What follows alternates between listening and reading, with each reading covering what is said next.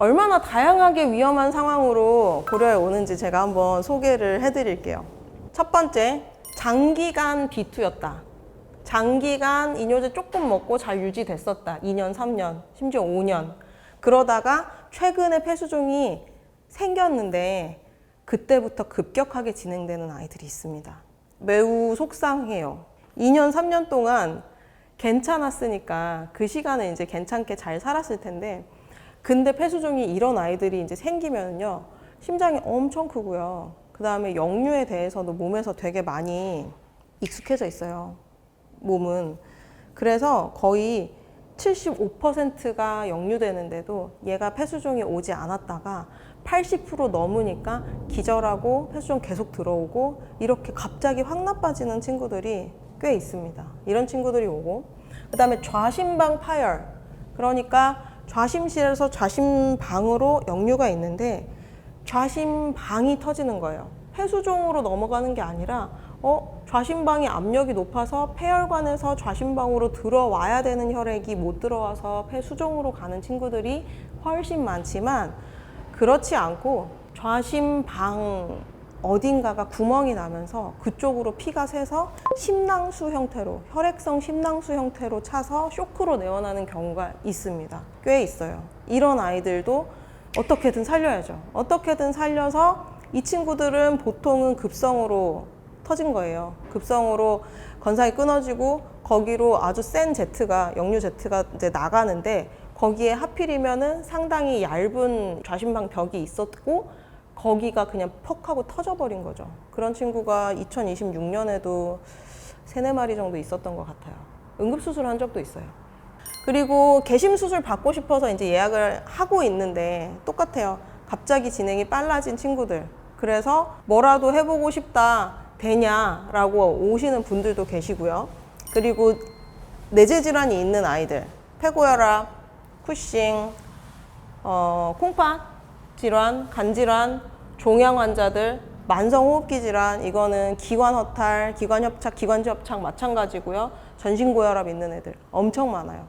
그러면은 보호자님들이 오실 때 이런 상황인데도 수술이 되나요? 인 건데, 클램프 수술은 보통은 이런 상황임에도 불구하고 가능한 친구들이 굉장히 많아요. 그리고 D단계도 되나요? D단계 엄청 많이 와요. 나이는 천차만별입니다. 어린애기들은 6살도 있고요. 수술했던 친구 중에 제일 나이 많았던 환자는 15세 6개월이고 그 환자는 이제 16세 몇 개월이 됐죠.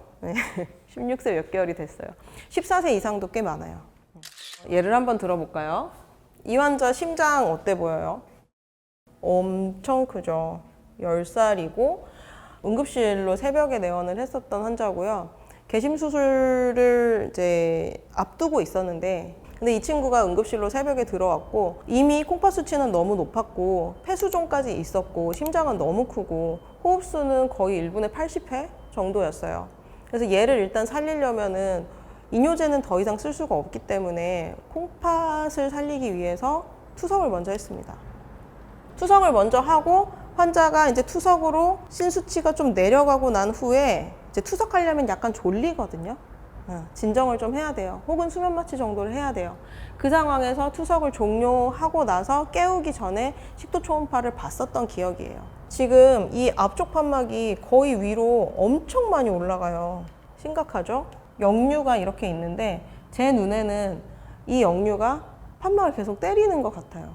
판막은 실제로 역류에 의해서 퇴행성 변화가 더 심하게 진행이 됩니다.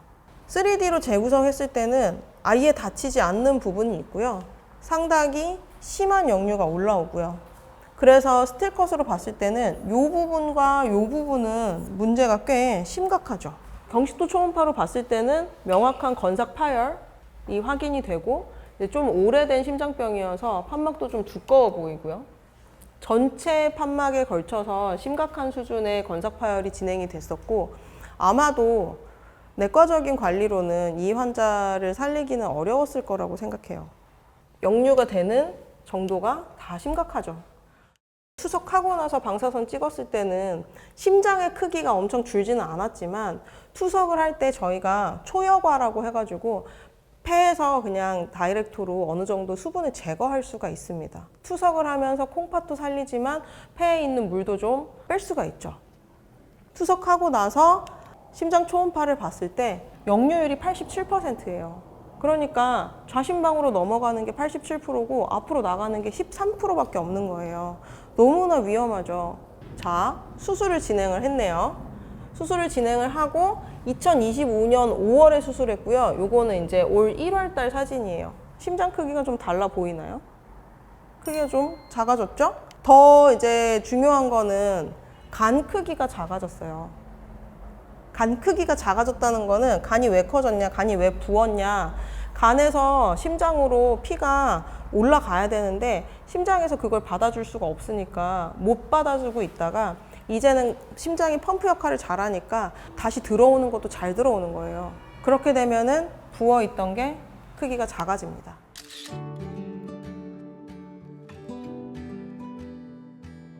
이 친구 이제 지금 사진이에요. 최근 몇 달 전인데 이제 집을 부시려고 하고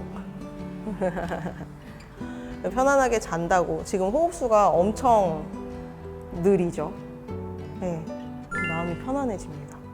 그리고 올 봄에 이제 벚꽃 산책했던 거 보호자님께서 보내주셨어요.